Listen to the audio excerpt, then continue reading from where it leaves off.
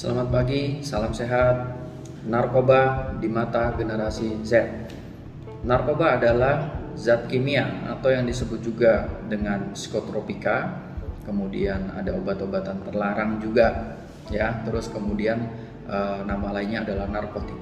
Nah, ini digunakan dalam dunia kesehatan untuk terapi yang jika disalahgunakan dia akan menimbulkan suatu hal yang berbahaya yang tentunya akan mempengaruhi saraf sentral atau saraf pusat. Kalau dibilang berbahaya, ya justru itu berbahaya apabila disalahgunakan.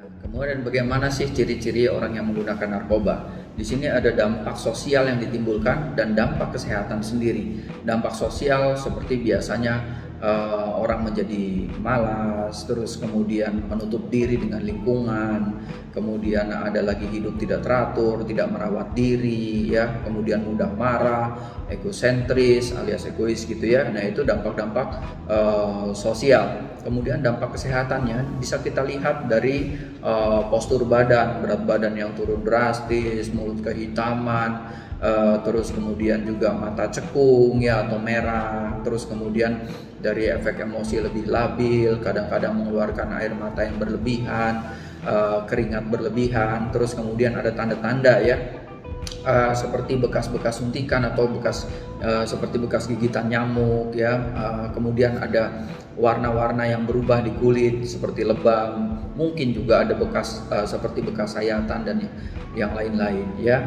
Nah, itu kita bisa menduga bahwa dari ciri-ciri ini biasanya ciri fisik yang ditemukan seperti itu.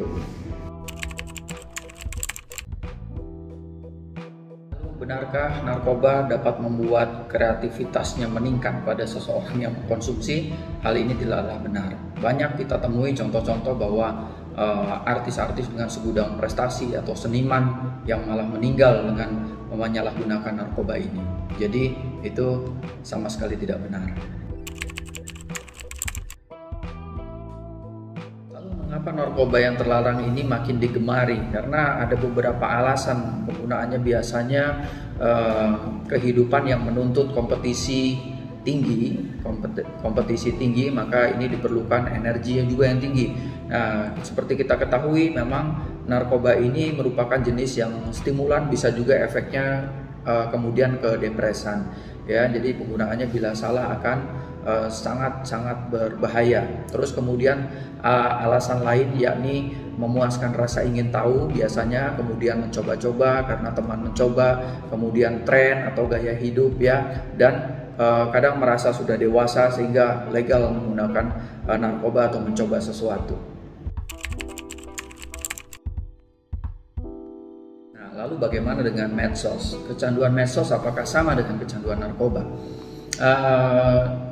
Dari medsos ini, kecanduan medsos itu sama-sama efeknya mirip dengan narkoba. Dia mempengaruhi stimulus atau rilis dari dopamin, menimbulkan rasa kesenangan yang berlebihan. Namun memang jika kita bisa mensikap positif dari misalkan medsos, justru itu akan lebih bagus dan lebih produktif. Nah, jika medsos ini digunakan secara salah pun itu efeknya akan negatif juga ya.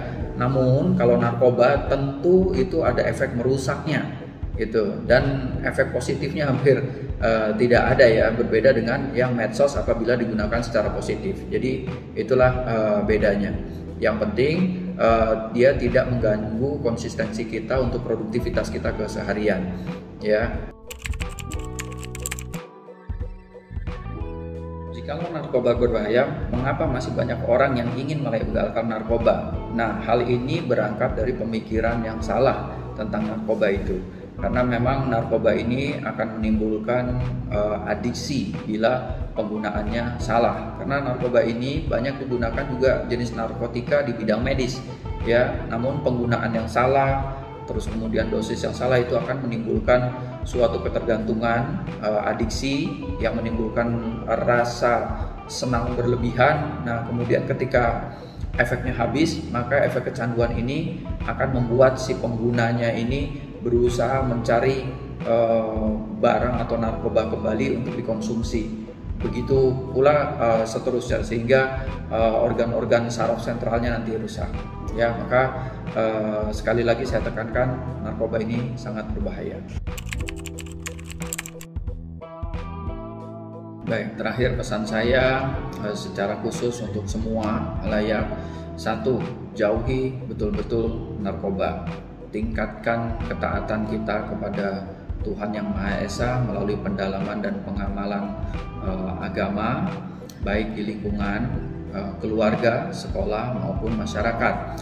Yang kedua, belajar lebih mendalam atau menggali ilmu tentang bahaya betul-betul narkoba itu. Kemudian banyak melakukan kegiatan-kegiatan yang positif sehingga kita tidak berkesempatan melakukan tindakan-tindakan yang negatif.